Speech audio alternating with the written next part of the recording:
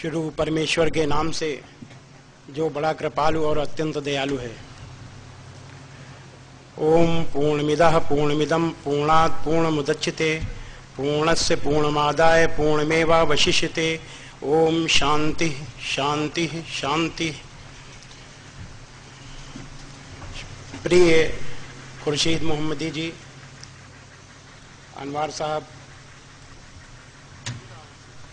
स्वामी जी और मंच पर बैठे अन्य आदरणीय व मिर्जापुर के प्यारे भाइयों, मैं आप सबका धन्यवाद देता हूं जो आपने मुझे यहां आमंत्रित किया। इस्लाम को लेकर पहले मैं बहुत भ्रमित था। कक्षा 8 तक इतिहास में कुछ गलत इतिहास पढ़ा। उसके बाद इलाहाबाद यूनिवर्सिटी में पढ़ने आया कानपुर से। एक सब्जी मंडी मोहल्ले में रहने लगा तो कुछ टेंशन हुआ, आपसी तनाव। उसमें पहली बार मैंने नारा सुना, नारे तकबीर अल्लाहु अकबर। मुझे लगा, चूंकि तनाव था दोनों तरफ, मुझे लगा ये लड़ाई शुरू करने वाला नारा है। नारे तकबीर का मतलब मैं समझा लड़ाई शुरू करने वाला नारा। मैं उसका मतलब नहीं जानता था, अपने हिसाब से मैंने समझा। कुछ दिन रहने के बाद उधर आता जाता था तो कुछ जैसे जलसे होते थे, तकरीर होती थी, तो तकरीर में अक्सर नारा लगता था, नारे तकबीर अल्लाहु अकबर। मेरे जहन में आता था ये भी हर समय लड़ाई के लिए लोग ताल ठोकते रहते हैं, भैया बड़े लड़ाके हैं लोग। लेकिन बाद में मुझे पता चला कि इसका अर्थ है अल्लाह ही सबसे बड़ा है।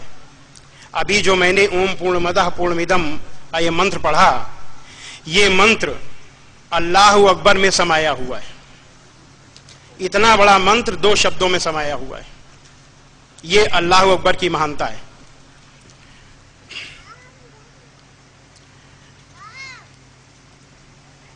इसके बाद जैसा कि आज पूरे देश में नहीं पूरे विश्व में इस्लाम को लेकर तरह तरह की बातें की जा रही, इस्लाम को बदनाम करने का प्रयास किया जा रहा है, इस सब को सुनने और पढ़ने के बाद इस्लाम को लेकर मेरे मन में गलत धारणा बनी।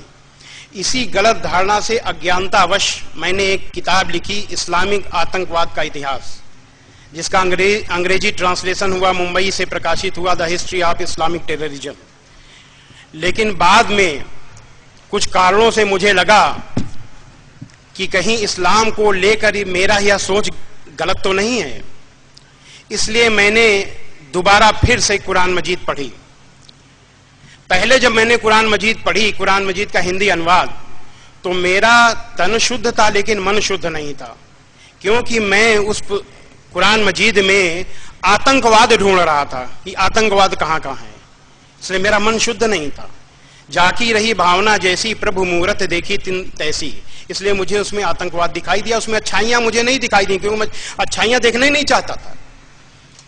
लेकिन बाद में जब मैंने तन और मन दोनों की शुद्धता के साथ कुरान मजीद पढ़ी, तो मुझे कुरान मजीद का वास्तविक अर्थ समझ में आया। ईश्वरीय पुस्तकों की, ईश्वरीय किताबों की विशेषता होती है, उनका सही मतलब और मकसद समझने के लिए तन भी शुद्ध हो, मन भी शुद्ध हो।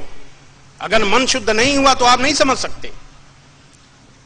तो इस वास्तविक इस्लाम को जानने के बाद मेरी विचारधारा ही बदल गई, सोच ही बदल गया। पहले मैं सोचता था कि इस्लाम अरब से आया, विधर्मियों का धर्म है जो हिंदुओं का विरोधी है। लेकिन जब मैंने वास्तविक इस्लाम को जाना तो मुझे पता चला इस्लाम अरब से नहीं आया। इस्लाम परमेश्वर की ओर से आया हुआ धर्म है, जो केवल मुसलमानों के लिए या केवल अरब वालों के लिए नहीं बल्कि संपूर्ण मानवता के लिए आया। और यह हिंदुओं का विरोधी भी नहीं है, क्योंकि इस्लाम किसी व्यक्ति, किसी धर्म, किसी संप्रदाय का विरोध नहीं करता। इस्लाम केवल बुराइयों का विरोध करता है। उन बुराइयों में सबसे बुरी, सबसे ज्यादा जो बुराई है वो है शिर्क, अनेक ईश्वरवाद, अनेक ईश्वर की पूजा करना, ये जो शिर्क है ये सबसे बड़ी बुराई है जिसको इस्लाम मानता है। लेकिन इस बुराई के लिए ऐसा नहीं है कि मुसलमान डंडा लेके निकल जाएगी, जो जो शिर्क करेगा उसको आज हम डंडा से मारेंगे, ये नहीं है इस्लाम में। इस्लाम में यह विरोध सैद्धांतिक है, इसके लिए जोर जबरदस्ती मना है। कुरान मजीद के सूरा 2 आयत 256 में है, धर्म इस्लाम में जबरदस्ती नहीं। सूरा 109 आयत 6 में है, तुम अपने दीन पर, हम अपने दीन पर, यह इस्लाम। इसके अलावा मैंने देखा कि यह विधर्मियों का धर्म भी नहीं है, क्योंकि यह वह सत्य है जो हजारों साल से हमारे वेद, उपनिषद और गीता में मौजूद है। इसमें अपनापन है, यह विधर्मियों का धर्म नहीं, यह भी मुझे मालूम हुआ।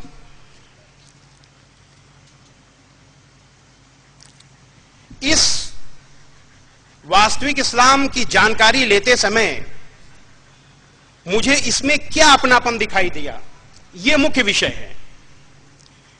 जब मैंने कुरान मजीद पढ़ी तो शुरुआत हुई बिस्मिल्लाहिर्रहमानिर्रहीम, शुरू परमेश्वर का नाम लेकर जो बड़ा कृपालु और अत्यंत दयालु है। ये बिस्मिल्लाहिर्रहमानिर्रहीम पढ़ते ही मुझे ओम शब्द याद आया। ओम का शाब्दिक अर्थ है परम कल्याणकारी परमेश्वर, यानी बड़ा कृपालु और अत्यंत दयालु परमेश्वर। ओम जब किसी मंत्र की शुरुआत में या किसी विषय की शुरुआत में जब ओम लगा दिया जाता है तो ओम का एक वाक्य ओम बन जाता है। उसका अर्थ हो जाता है शुरू परम कल्याणकारी परमेश्वर के नाम से, उसका यह अर्थ हो जाता है शुरू परम कल्याणकारी परमेश्वर के नाम से, या शुरू परमेश्वर के नाम से जो बड़ा कृपालु और अत्यंत दयालु है। यही तो है ला इलाह, यही तो है बिस्मिल्लाहिर्रहमानिर्रहीम। इसके बाद मैंने आगे देखा, पहली सूरा फातिहा। सूरा फातिहा पढ़ते ही मैं चौंक गया, ये तो बिल्कुल गायत्री मंत्र है। गायत्री मंत्र है ओम भूर्भुवः स्वः तत्सवितुर्वरेण्यं भर्गो देवस्य धीमहि धियो यो नः प्रचोदयात्। शुरू परमेश्वर के नाम से जो बड़ा कृपालु और अत्यंत दयालु है, सारे संसार के स्वामी व पालनकर्ता, प्रकाशकों के प्रकाशक, परमेश्वर के पाप नाशक अनंत तेज की हम वंदना करते हैं। वो परमेश्वर हमारी बुद्धि और कार्यों को उत्तम प्रेरणा दे, अर्थात हमको सच्ची राह दिखाए, गुमराही से बचाए। अब देखिए सूरा फातिहा अपने हिंदू भाइयों को बताना चाहते हैं। बिस्मिल्लाहिर्रहमानिर्रहीम, शुरू परमेश्वर के नाम से जो बड़ा कृपालु और अत्यंत दयालु है। अल्हम्दुलिल्लाहि रब्बिल आलमीन, हर तरह की बड़ाई परमेश्वर ही के लिए है जो सारे संसार का स्वामी व पालन करता है। अर्रहमानिर्रहीम, बड़ा कृपालु और अत्यंत दयालु। मालिक यौमिद्दीन, इंसाफ के दिन का हाकिम। इयाक नअबुद व इयाक नस्तईन, हे परमेश्वर हम तेरी ही वंदना करते हैं और तुझी से मदद मांगते हैं। इहदिनस सिरातल मुस्तकीम, हमें सीधे रास्ते पर चला। सिरातल लजीन अनअमता अलैहिम, उन लोगों के रास्ते पर जो तेरे कृपा पात्र हुए। गैरिल मगजूब अलैहिम वलद्दालीन, जो न तेरे क्रोध के भागी हुए और न पथभ्रष्ट यानी गुमराह। लगभग दोनों का भावार्थ एक ही है। यह है सूरा फातिहा। सूरा फातिहा पढ़ने के बाद अपने आप एक परमेश्वर के प्रति मन श्रद्धा से भर जाता है, आंख में आंसू ऐसे आ जाते हैं। यह है कुरान मजीद की सूरा फातिहा का प्रभाव। मैं अपने व्याख्यान के अंत में बोलता हूं ओम शांति ही शांति ही शांति। कानपुर में एक जगह मुझसे पूछा, स्वामी जी आपने तो शुरू से आखिर तक तौहीद की बात की, अंत में शिरक कर गए। मैंने कहा मैंने कोई शिरक नहीं किया। वास्तव में ओम शांति शांति शांति का आप अर्थ नहीं जानते। ओम शांति शांति शांति का मतलब है परमेश्वर हम सब के दैहिक, दैविक, भौतिक तीनों प्रकार के कष्टों को दूर करे। ये एक दुआ है। हमारे उलेमा जब भाषण देते हैं, जब व्याख्यान देते हैं, तकरीर करते हैं, तो आखिर में दुआ पढ़ते हैं। ये दुआ है जो परमेश्वर से, अल्लाह से की जाती है। इसी तरीके से इस्लाम की बुनियाद है ला इलाहा इल्लल्लाह। परमेश्वर के अलावा कोई पूज्य नहीं, अल्लाह के अलावा कोई पूज्य नहीं है। ऋग्वेद जो सबसे पुराना वेद है, हजारों साल पुराना है, ऋग्वेद के मंडल 1 सूक्त 7 का 10वां मंत्र है, इंद्रम वो विश्व तस्मरि हवा महे जनेभ्यः अस्माकम अस्तु केवलः। ऐ मनुष्यों, तुमको अत्यंत उचित है, जरा ध्यान दीजिएगा, ऐ मनुष्यों तुमको अत्यंत उचित है कि मुझ परमेश्वर को छोड़कर उपासना करने योग्य किसी दूसरे देव को कभी मत मानो, क्योंकि एक मुझको छोड़कर दूसरा ईश्वर नहीं है। इसका संक्षेप हुआ परमेश्वर के अलावा कोई पूज्य नहीं है। यही है ला इलाहा इल्लल्लाह। मतलब वेद का यह मंत्र ला इलाहा इल्लल्लाह है, और ला इलाहा इल्लल्लाह वेद का मंत्र है। श्रीमद् भगवद गीता अध्याय 7 श्लोक 7 में है, मत्तः परतरम नान्यत किंचिदस्ति धनंजय। ऐ अर्जुन, मुझ एक को छोड़कर दूसरा कोई ईश्वर नहीं है। यह परमेश्वर का संदेश है श्रीमद् भगवद गीता में भी। इस्लाम जैसे एक अजन्मा, अविनाशी, निराकार, सर्वशक्तिमान परमेश्वर की उपासना के लिए कहता है, अवतार को नहीं मानता, ठीक उसी तरीके से वेद में है। वेद भी एक अजन्मा, अविनाशी, निराकार, सर्वशक्तिमान ईश्वर की उपासना के लिए कहते हैं, और अवतार या मूर्ति उसमें नहीं है।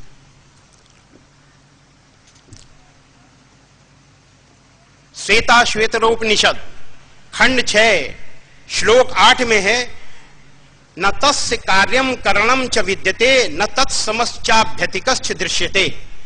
उस परमेश्वर के शरीर और इंद्रियां नहीं हैं, अर्थात वो निराकार है। न तत्समश्चाभ्यतिकश्च दृश्यते, उसके समान अथवा उससे बढ़कर भी कोई दिखाई नहीं देता। मैं यहां बता दूं कि ये मैं सुना क्यों रहा हूं।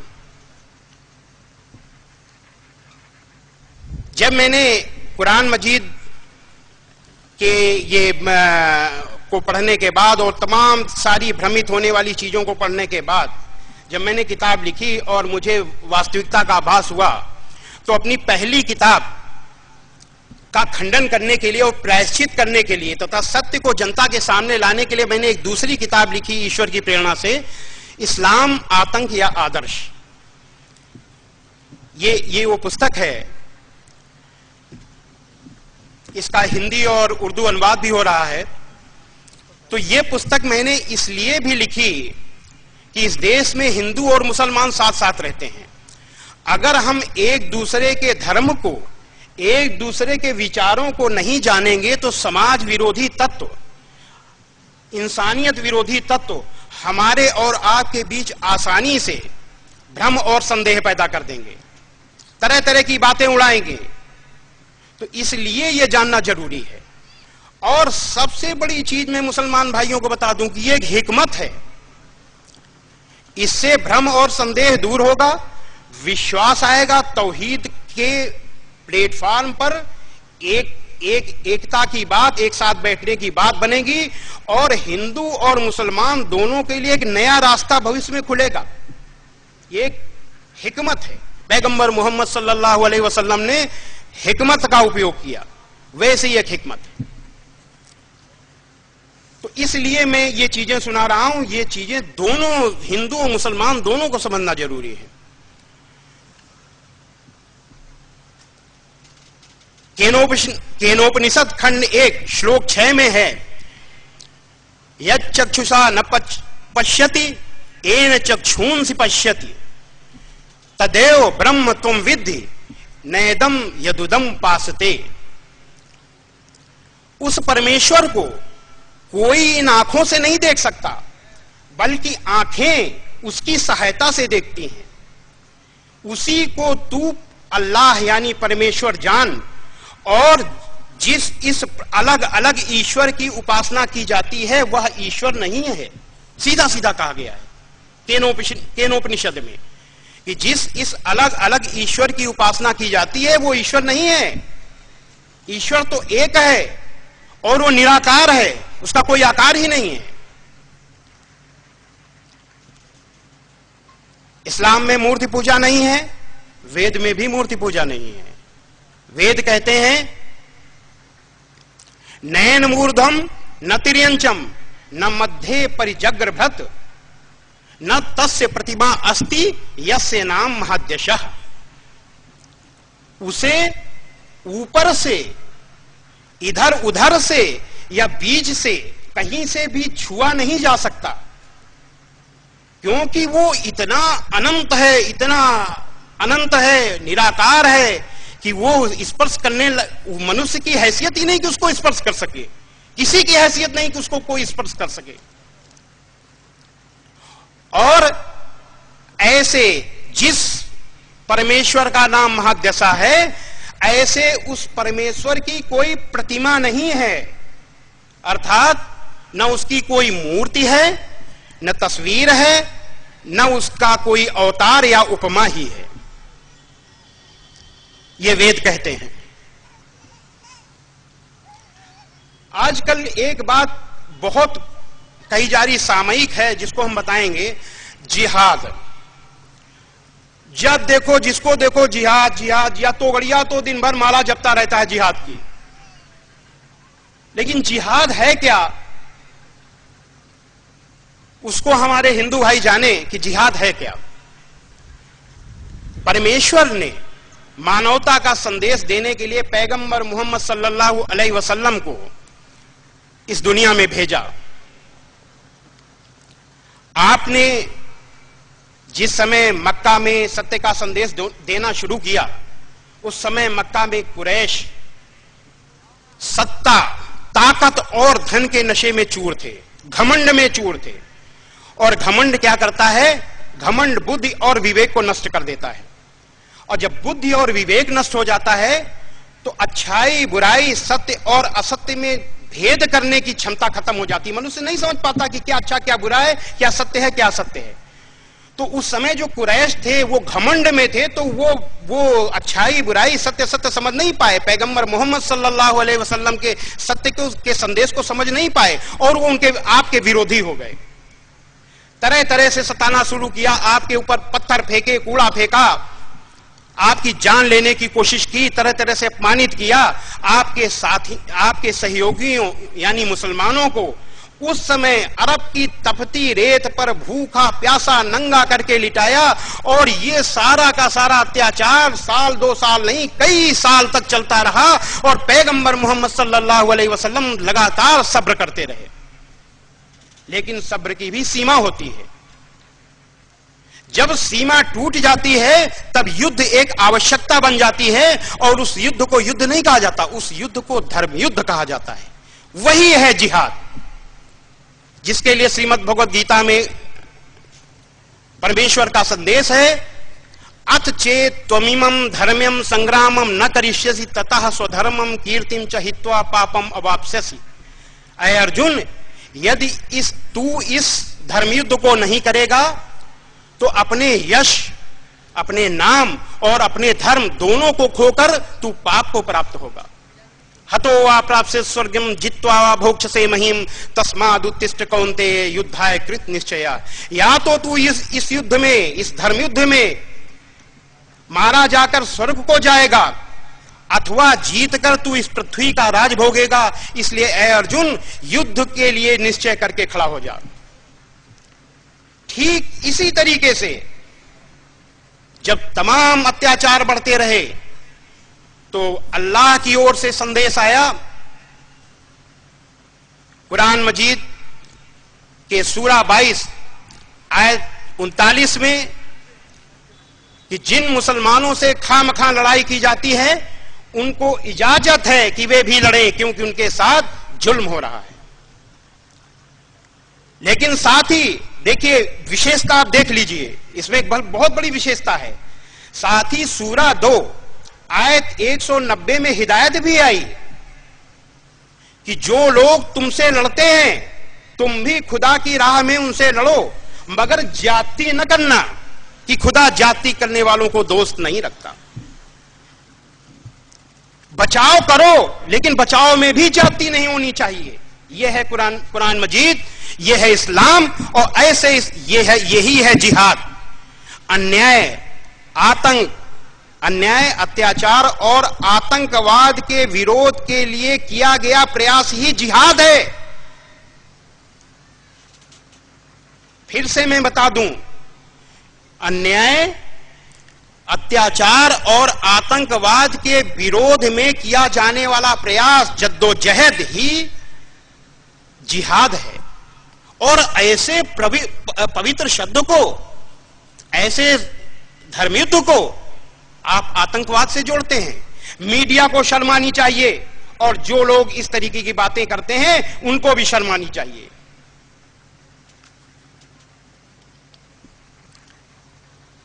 इसी तरीके से मैंने शुरू में ही कहा था कि मैंने इतिहास पढ़ा था तो मैं भ्रमित हुआ। इतिहास में क्या पढ़ा था? इस्लाम तलवार के जोर पर फैला। अगर ऐसी कोई घटना हुई है इतिहास में तो उसके लिए इस्लाम जिम्मेदार नहीं है। जो जिम्मेदार हो, इस्लाम जिम्मेदार नहीं है। क्यों? स्पष्ट हिदायत है कुरान मजीद में। सूरा 10 आयत 99 में है कि अगर तुम्हारा परवरदिगार चाहता तो जितने लोग जमीन पर हैं सब के सब मुसलमान बन जाते, सब के सब ईमान ले आते।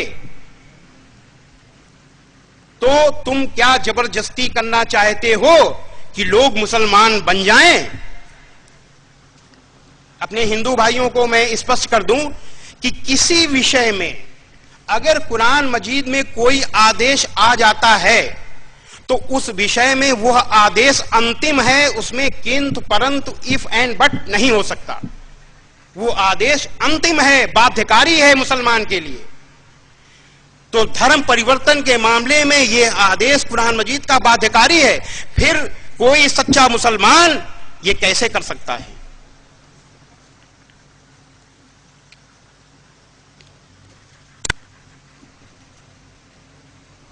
पैगंबर मोहम्मद, इसी बीच 2 वाकये मैं बताना चाहता हूं, क्योंकि लोग भ्रमित हैं इस्लाम को लेकर के। बहुत बदनाम किया जाता है। अब बदनाम क्यों किया जाता है? कि इस्लाम का प्रवाह रोक दिया जाए। अगर इस्लाम की अच्छाइयों को नहीं, बुराइयों को सामने लाया जाएगा तो इस्लाम का प्रवाह रुक जाएगा। जो इस्लाम आगे बढ़ रहा है उसको रोक दो। यह प्रयास पहला। दूसरा प्रयास, इस्लाम का भय दिखाओ, और भय दिखाने, जो इस्लाम का भय दिखाए तो दूसरे लोग गैर मुस्लिम जाने कि ये मेरा हमदर्द है, देखो मुझे ये सही राह दिखा रहा है, और वो उसके साथ आ जाएं और उसको कैश करने के बाद वोट की ताकत में उसको बदला जाए। तो ये 2 प्रयास की वजह से इस तरीके का प्रचार होता है। तो इसमें बहुत भ्रम है। हम 2 चीजों से बताना चाहते हैं। पहली चीज, पैगंबर मोहम्मद सल्लल्लाहु अलैहि वसल्लम की जीवनी। बद्र का वाकया हम बता रहे हैं। मक्का में, सऊदी अरब में बद्र एक जगह है। बद्र की जब लड़ाई हुई, सत्य और असत्य के समर्थकों के बीच पैगंबर मोहम्मद सल्लल्लाहु अलैहि वसल्लम के साथ 313 लोग थे, और असत्य के समर्थक 1000 से अधिक लोग, 1000 के आसपास थे। उस युद्ध में पैगंबर मोहम्मद सल्लल्लाहु अलैहि वसल्लम की जीत हुई। 73 कैदी कैद करके लाए गए, मदीना, बद्र से मदीना लाए गए, मस्जिद नबवी के खंभों में बांध दिए गए। जब बड़ी रात हो गई तो पैगंबर मोहम्मद सल्लल्लाहु अलैहि वसल्लम बड़ी बेचैनी से मस्जिद में टहल रहे थे। एक सहाबा सहाबा किसको कहते हैं? पैगंबर मोहम्मद सल्लल्लाहु अलैहि वसल्लम के सहयोगी को सहाबा कहते हैं। तो एक सहाबा ने आपसे पूछा कि हुजूर आपने आराम नहीं फरमाया, इतनी रात हो गई। आपने कहा ये कैदी, इन कैदियों का कष्ट मुझे देखा नहीं जा रहा, ये कैदी नहीं सो रहे तो मैं कैसे सो सकता हूं? देखिए इंसानियत का नमूना, ये कैदी नहीं सो सकते तो मैं कैसे सो सकता हूं? आपका इशारा पाते ही, आपका हुक्म पाते ही कैदियों के बंधन ढीले कर दिए गए, और जब वो आराम उनको मिला, वो जब सो गए तब आप सोए। कैदियों के साथ भी आपने ऐसा सलूक किया। यह है इस्लाम। इसी तरीके से एक सज्जन ने पैगंबर मोहम्मद सल्लल्लाहु अलैहि वसल्लम से पूछा, हुजूर कौन सा इस्लाम बेहतर है? मुझसे कहा जाता कि स्वामी जी धर्म कौन सा अच्छा है, तो मैं बड़ा जो है दर्शन बताता, बड़ी लंबी लंबी बात करता और 1 घंटा उसको समझाता, अपनी विद्वता दिखाता। लेकिन अल्लाह के रसूल तो अल्लाह के रसूल थे। उन्होंने सबसे छोटा, सबसे श्रेष्ठ और सबसे व्यवहारिक जवाब दिया। क्या जवाब दिया?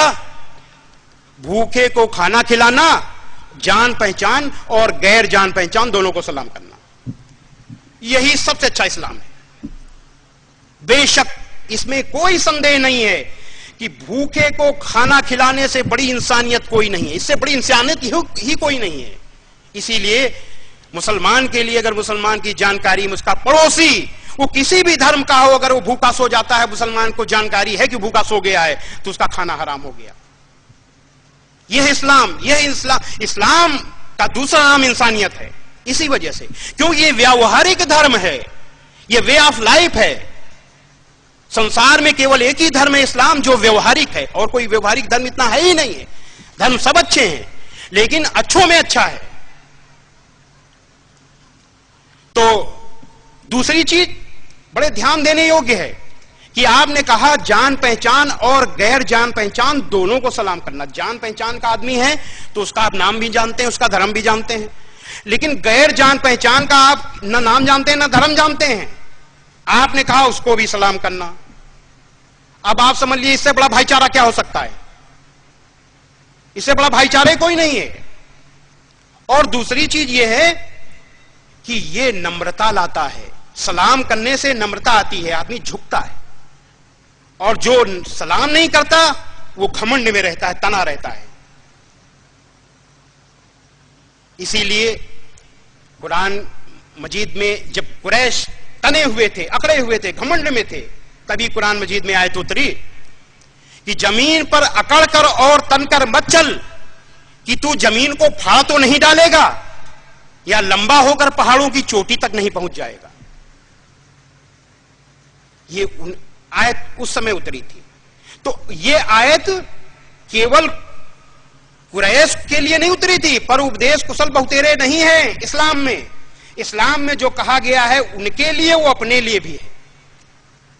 पैगंबर मोहम्मद सल्लल्लाहु अलैहि वसल्लम ने केवल के ऊपर जो आयत आई ईश्वर की तरफ से, वो केवल कुरैश के लिए नहीं आई, सारे मुसलमानों के लिए उन्होंने कहा कि गैर जान पहचान और गैर जान पहचान दोनों को सलाम करो, दोनों के सामने झुको।